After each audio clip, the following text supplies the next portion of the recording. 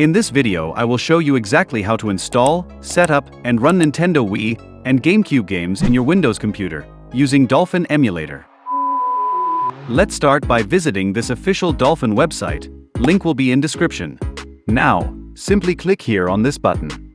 Next, before running the Dolphin Emulator, it's required to install Visual Studio into the Windows computer. So click here, and you will be redirected to this page. Now, navigate to version 14, and click on the hyperlink. But make sure to download Visual Studio correctly, as per your computer's architecture. And to identify that, just launch the Settings app, and simply search for Device Specifications.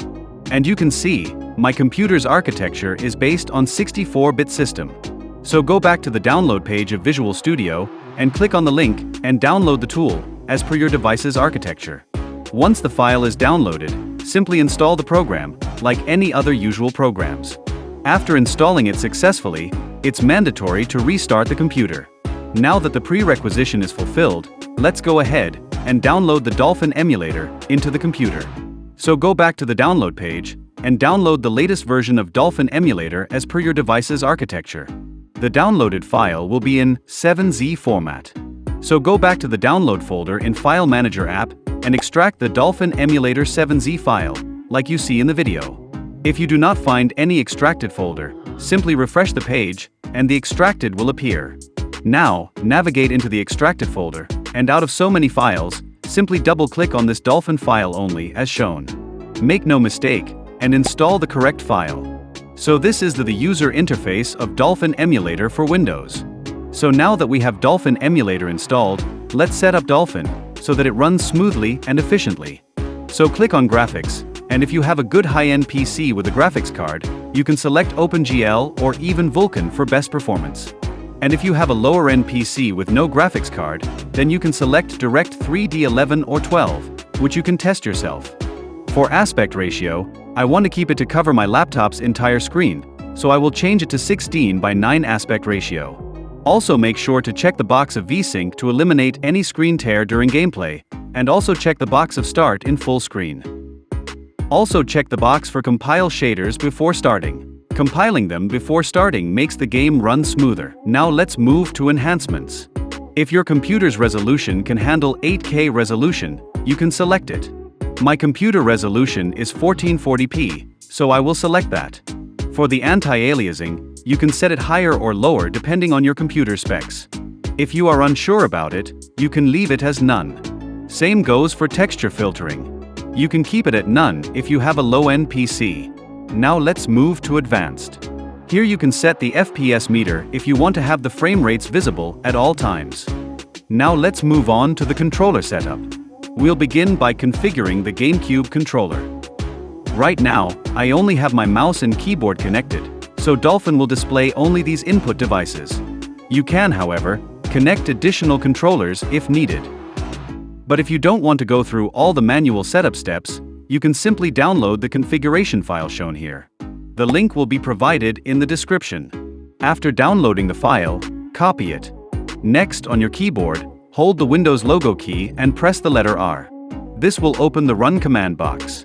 Type %appdata% and press Enter. When the window opens, look for the Dolphin Emulator folder and open it. Now go into the Config folder. Inside this directory, create a new folder and name it Profiles, exactly as shown. Then, inside the Profiles folder, create another folder and name it GCPad, spelled exactly the same way you see on the screen. And go inside the GCPad folder, and simply paste the configuration file here, as shown. Once done, go back to the GameCube controller configuration, and click on this drop-down menu under Profile. And if you do not find anything, just close the entire window and reopen it, and now select the configuration file from the drop-down list and click on Load. That's it, the entire settings will be mapped successfully. Now let's move on to the Wii Remote controller setup. First, set the Wii Remote profile to emulated Wii Remote. Just like the GameCube setup, you can configure everything manually, or you can save time by downloading the pre-made configuration profile. After downloading the file, navigate to the Dolphin folder, then open the config directory. From there, go into the Profiles folder. Now create a new folder specifically for the Wii Remote, and name it Wiimote, spelled exactly as shown. Once the folder is created, simply paste the configuration file inside it. That's all you need to do. Next, go back to the Wii Remote configuration page in Dolphin. Open the drop-down menu, select the profile you just added, then click Load and Save to apply the settings. And with that, your Wii Remote setup is complete. Finally, let's cover how to import games into the Dolphin Emulator.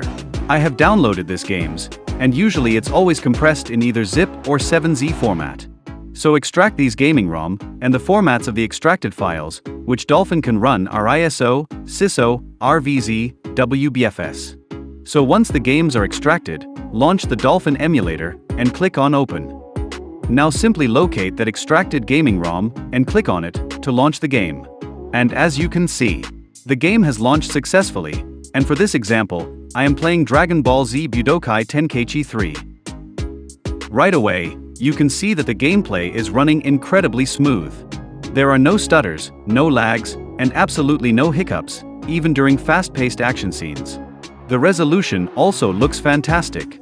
Every character model, effect, and environment texture is crisp and clear, exactly the way it should be on a properly configured emulator. I also tested Resident Evil, and I'm happy to say that the performance is just as solid. The atmosphere is smooth, the lighting looks clean, and there are no frame drops, even in detailed indoor environments. And before we wrap up, if you want to play Dolphin on your iOS device, like an iPhone or an iPad, make sure to watch the next videos on the channel. I'll show you exactly how to set it up step by step.